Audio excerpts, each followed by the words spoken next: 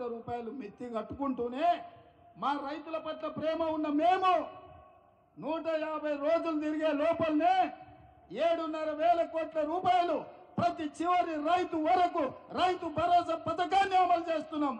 ఈ సన్నాసి సోయి లేకుండా వచ్చి కేసీఆర్ దిగిపోయిండు, రైతు భరోసా ఆగిపోయింది అంటాడు. వస్తావా నువ్వు? మే 9 తారీఖు నాడు అమరవీరుల స్తూపం ముందు చర్చ పెడతాం. అమరవీరుల స్తూపం సాక్షిగా ఈ రాష్ట్రంలో ఎవరికైనా ఏ రైతుకైనా, అది ఖమ్మం కావచ్చు, కొత్తగూడెం కావచ్చు, ఆదిలాబాద్ కావచ్చు, అలంపూర్ కావచ్చు, అచ్చంపేట కావచ్చు, కొడంగల్ కావచ్చు, లేకపోతే మదిర కావచ్చు, ఏ రైతుకైనా ఈ నెల 9 తారీఖు లోపల ఏ ఒక్క రైతుకైనా బకాయి ఉంటే నేను సవాలు చేస్తున్నా, అమరవీరుల స్తూపం ముందు ముక్కు నేలకు రాసి క్షమాపణ చెప్తా.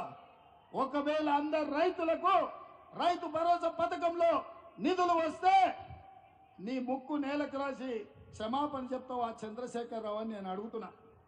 ఆయన సిగ్గులేనోడు, ముక్కు ఎట్లాగింత పొడుగుంది, రాస్తాడు. ఏంటంటే రాస్తే కొంచెం అరిగితే పోయేదే ఉందిలే, ఇంత పెద్దగా ఉందని.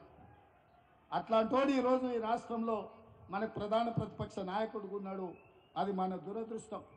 ఇదే కాకుండా అల్లుడు రైతు రుణమాఫీ